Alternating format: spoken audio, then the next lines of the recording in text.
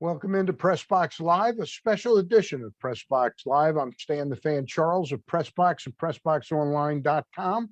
Want to remind folks that we are brought to you each time we do a Zoom by the Costas Inn. Costas Inn, everybody in Baltimore, even our guest, Tom Kelso, knows the Costas Inn is a great place to go and sit down, eat your crab cakes, steak, salads, soups, whatever it is. But during the pandemic, they upped their game and our great carryout facility now, 410-477-1975, or check them out on the web with their menu at costasin.com. I say this is a special edition because the chairman of the Maryland Stadium Authority has made himself available to discuss recent events that are going to impact the lives of sports fans around the state of Maryland. He's Tom Kelso. Tom, thank you for joining us again. Stan, thank you. I really appreciate it. And I'm really glad to be back, especially under the circumstances. Yeah, you've got some good circumstances to talk about. You know, there's a lot of times we hear about different legislation that upsets people. I think this is pretty good news. Bill HB 896 not only has passed, but it's signed by the governor, correct? It is signed into law. So yes, HB 896 is now part of the MSA statute. All right. Now, aside from the fact that we give free tickets to everybody, tell us why sports fans in particular, and just regular citizens, should be happy about these things. Well, I'm going to have to go back and look at the legislation and see about those free tickets part of it. I don't really recall that part, but I think there's a lot for everybody to be happy about or excited about. Looking at it from the state of Maryland perspective, one of the biggest challenges that we always have is what do you do after you've made an investment? And in this case, the state made significant investments in the late 1980s and the 1990s to acquire the Camden Yard Sports Complex and to build Oriole Park, renovate the warehouse, and then assist in being able to bring the Browns to Baltimore and become the Ravens and build M&T Bank Stadium. But these stadiums, have some age on them. Oriole Park is 30 years old. M&T Bank Stadium is 25 years old. And like every building, whether it's your home or whether it's a commercial building, buildings begin to age over time. And they also need to be upgraded, updated in order to stay current. And so what we've done with HB 896 is that we've put in place a funding mechanism that will allow for these stadiums to receive reinvestment, to receive updating that will hopefully increase the type of fan amenities that fans need and want as the viewing of sports continues to change. But it also is going to forestall for a long period of time us having to go back and to consider, do we need new stadiums? So in the case of Oriole Park, it's not unreasonable to believe that a stadium like this could be the next Fenway Park or Wrigley Field, that not only is a national treasure, but is something that transcends decades or conceivably as many as 75 or 100 years. With a football stadium, we probably have maybe no history that shows us other than maybe Lambeau and a few others that stadiums really can last that long. But we can increase the useful life of M&T Bank Stadium significantly with what's in this bill. Now, for the fan, what this is going to mean is that there are going to be stadium upgrades in both stadiums that are going to be ongoing. So you'll see some probably a couple, 3 years from now, you'll see some 5 years from now, maybe 10 years from now, and longer than that. And so that every few years, there'll be a reason to come back out to the stadium and to see what's new and to see how, maybe the way that people view games that there's an adaptation in the stadium so that the stadiums begin to adapt that. Yep. So, Stan, you and I are a little older.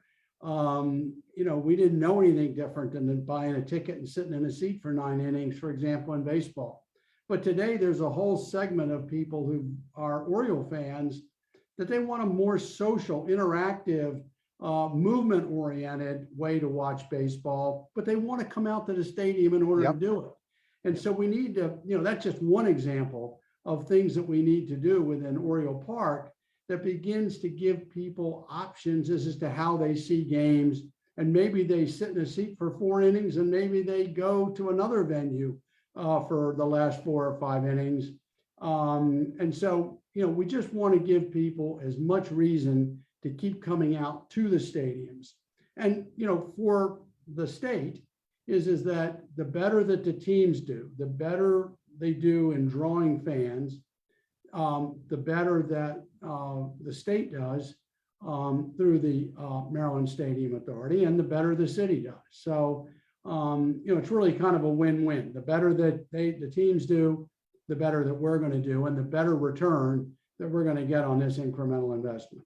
So at the end of my question, I piggyback why all of us should be kind of excited about this, because these 2 stadiums and the teams that play the games in those stadiums, they're very important economic drivers for the state of Maryland, aren't they? There's no question about it. We've identified just at the state level more than $1 billion of revenue starting when Oriole Park opened in tax revenue in that period since 1992. And that doesn't include the incremental tax revenues from the city aspect and from the surrounding county aspects. So they're really strong economic drivers. And we believe is that will continue to grow and expand as we're able to convert these facilities to something that hopefully are used more than a dozen or 15 days a year in the case of M&T, and 80 some odd days in the case of Oriole Park. We want to create more activity on the complex.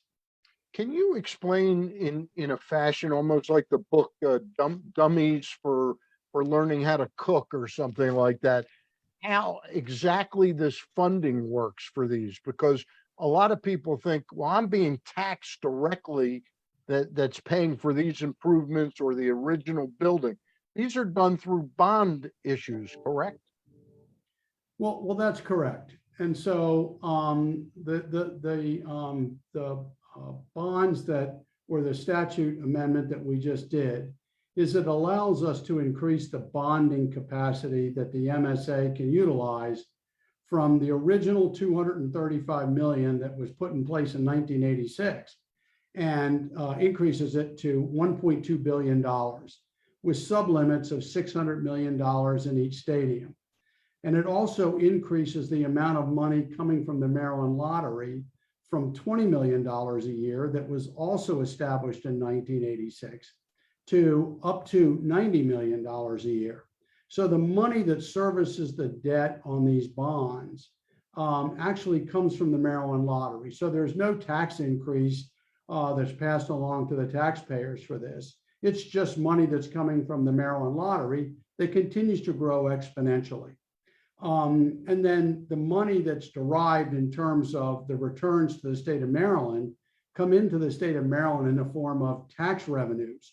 So that actually is money that comes back into the state treasury that can be redeployed into schools and other investments that the state needs to make. So it's not a either or, a fixed pie argument where the money either goes into stadiums or it goes into something else. You can have both.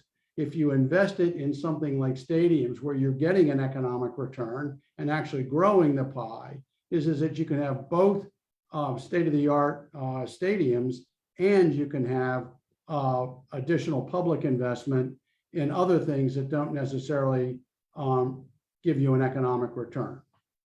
If I could ask you something before I go back into our stadiums and what this bill does, I wanted to ask you, since Camden Yards opened and M&T Bank Stadium opened, the Atlanta, the Braves are now in their second ballpark. I mean, Turner Field was opened, I think 3 or 4 years after Camden Yards. Yep. And then in Texas, Globe Light Stadium now is a second incarnation in Texas. How do those municipalities, how are they able to afford those kind of big ticket items? And why is it better to do what we're doing than not just say, hey, why don't we just build a new stadium every 20, 30 years? Well, it's difficult to draw a lot of parallels. But in Texas, as an example, and in Atlanta, is that what they've done is they've created an economic zone, a live, work, play zone around the stadium, the new stadiums, which helps in terms of generating additional revenue.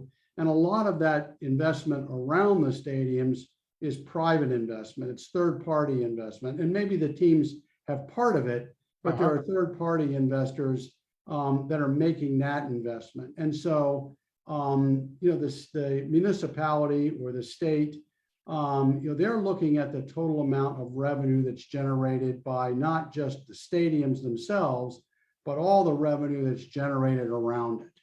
And so to draw a parallel to what we're doing is that we want this investment in Camden Yards to help generate additional private investment around the Camden Yards complex. And that's going to take time. There's already things to the north. There's a lot of entertainment investment that's going on to the south.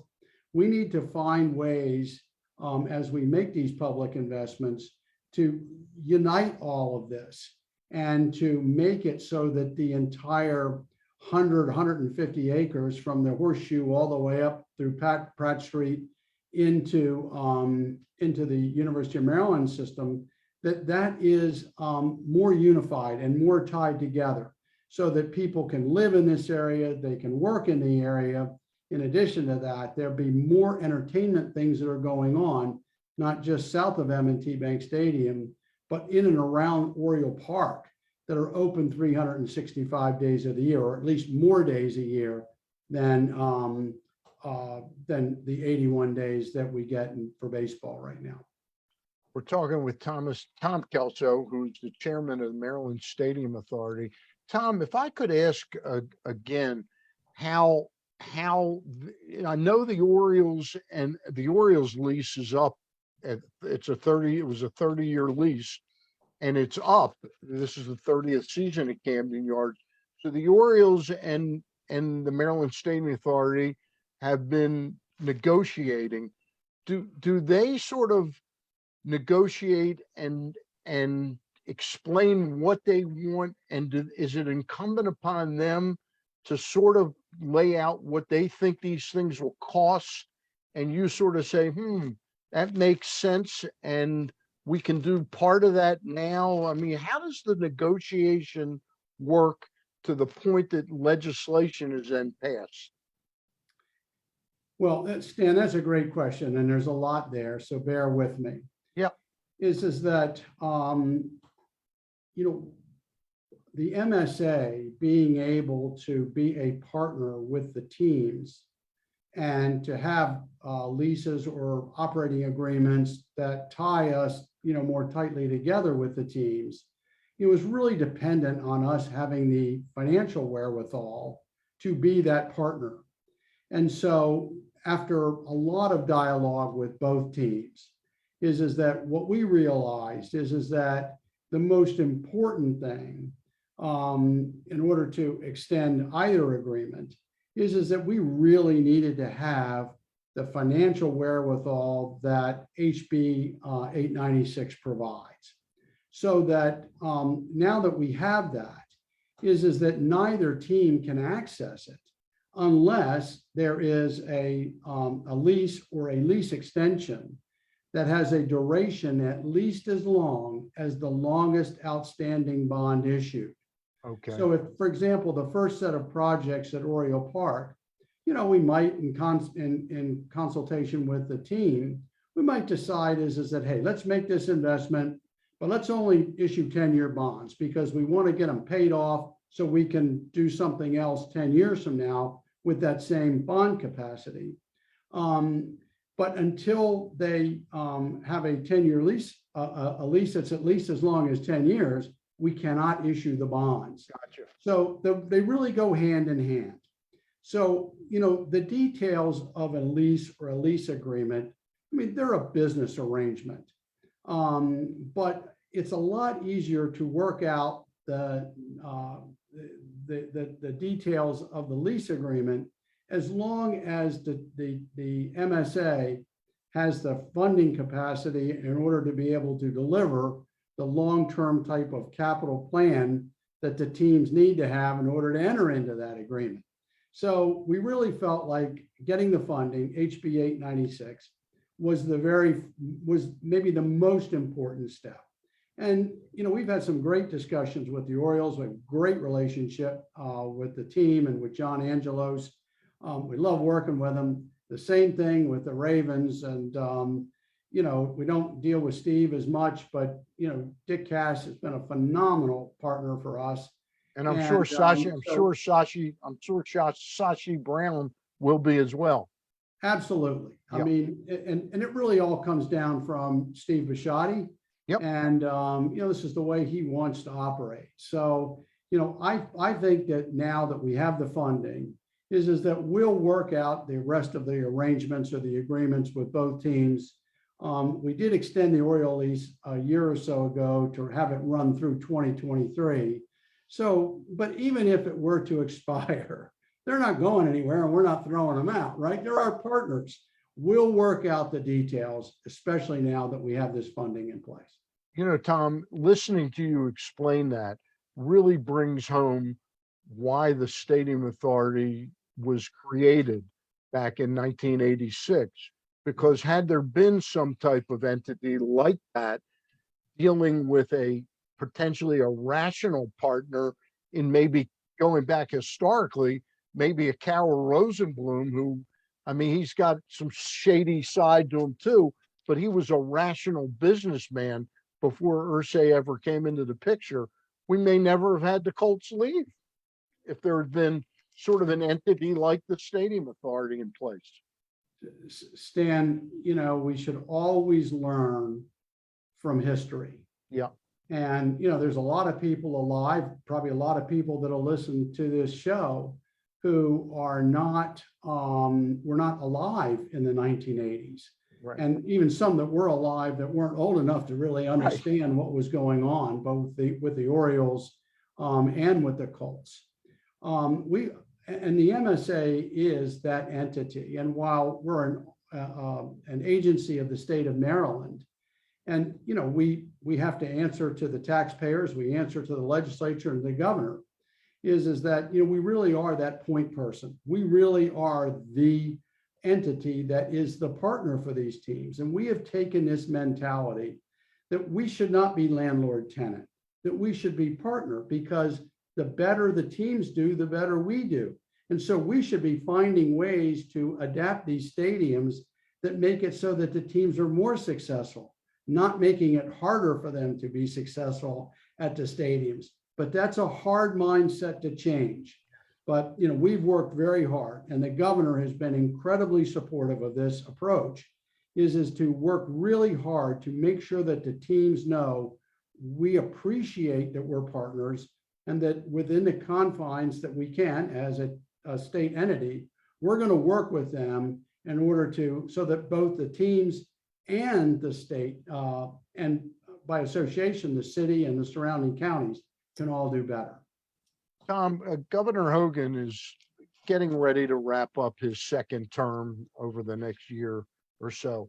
Do you work at the discretion of a governor, or will you be in place no matter which side, Democrat, Republican, becomes the next governor of the state of Maryland? Fortunately, because he's a very good friend, I really serve at the pleasure of the governor. But it would be my hope. And I think we've made, a lot of friends over the last 7.5 years. And I think people understand is it getting from where we were in 2015 to where we are today. We're not all the way done, but we've made a lot of inroads. And I would like, before my term ends or before I exit the MSA, to get these lease agreements and the initial set of projects started so that, we don't interject, another set of personalities, et cetera. So that would be my goal, but, it's not all up to me. But I would like to say, Stan, is that the leadership of the legislature, President Ferguson, Speaker Jones, the chair of the House Ways and Means Committee, Maggie McIntosh from Baltimore City, Ben Barnes, a member of appropriations from the Prince George's County, and Guy Gazzoni, who's the chair of the Budget and Tax Committee in the Senate. All of these people have been phenomenal in helping get these bills passed. And I cannot tell you how much I appreciate them and the support of the mayor that was unwavering all along, as well as the broader business community in Baltimore and the surrounding Baltimore area. The organizations, Greater Baltimore Committee, Downtown Partnership, the Economic Alliance, and we had hundreds of letters from individuals as well that were in support of these bills. So the support was very broad, and I'm really very grateful to the people that, stepped out and put their names out there to say, hey, this is something that needs to be done. Yeah. And, we live in incredibly contentious times politically, but these bills passed in the House 123-10 and in the Senate 33-0. It's really pretty impressive that everybody saw a common good to come out of these bills passing. Yes, and with a lot of help by people like you, Stan, that were allowed me to come on and communicate with the public, as well as some other people that allowed me to do that, and really appreciate it. It really is very encouraging to know is that the message can get through when it's a good message. Well, we're available anytime you want to talk. I've got just a couple more questions. Sure. It's great to know that the stadiums are going to be enhanced and all that. Would you compare what's going on with the Royal Farms Arena, that it will get an enhancement that will make it more adaptable to what the needs are today? I mean, it's a little mind-boggling. I remember a friend of mine, Tom, told me that the original discussion in the Baltimore City Council to build what was the Civic Center in 1960-61 was held in 1906 in the discussions in the City Council.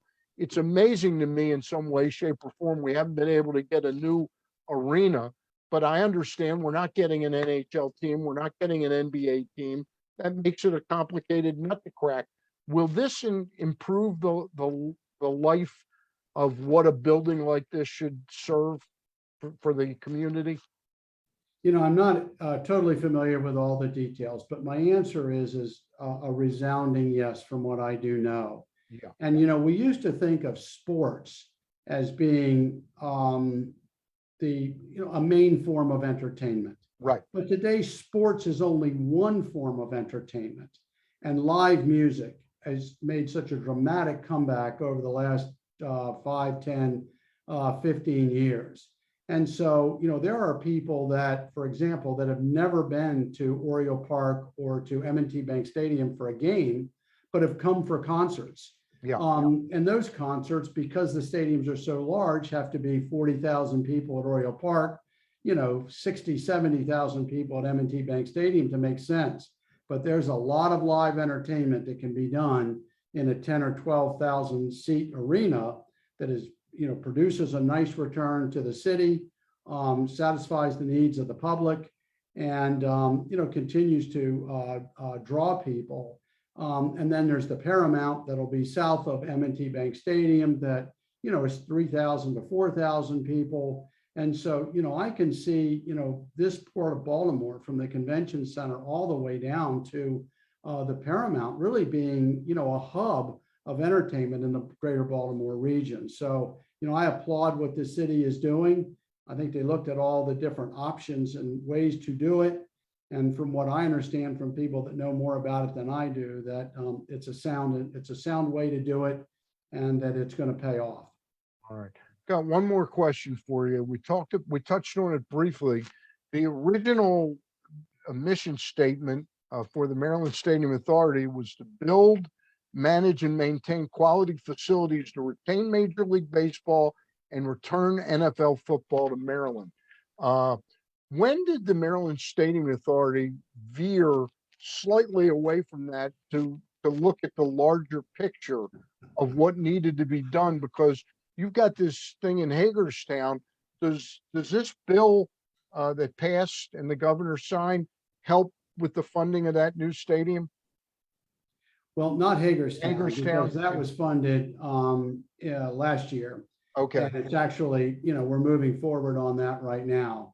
But the mission of the Stadium Authority started to change actually in the late 1990s, very early 2000s, where people realized that there was this construction expertise at the MSA that was being underutilized because we had already built the stadiums.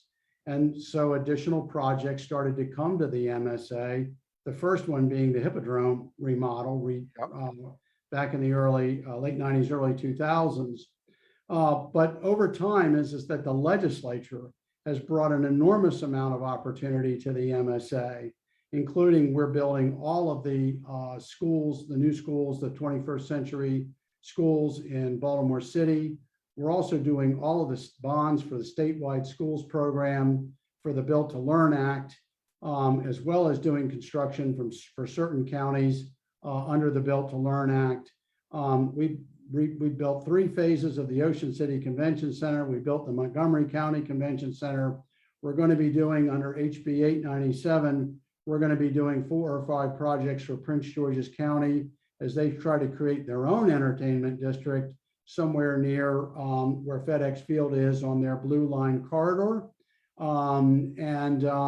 We built the special event zone at Fair Hill. And there's other projects that are in the works for MSA to do. And it's really kind of become the go-to entity in the state of Maryland for difficult to do projects or for sport and entertainment projects.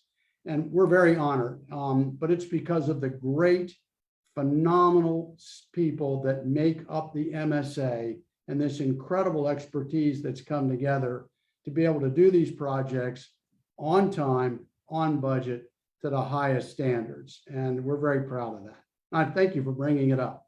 I think it would be fair to say if the late mayor and governor, William Donald Schaefer, were looking down upon his work in helping to create the Maryland Stadium Authority, I think he'd be smiling and saying, I did a good thing.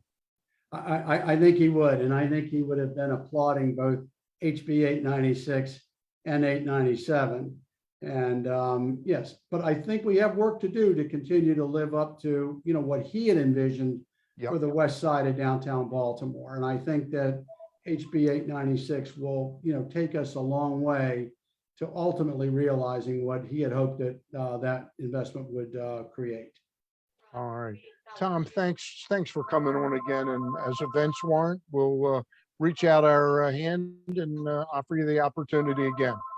We look forward to it, Stan. Thank you very much. And thanks to everyone for listening. All right. Thank you all. See you soon.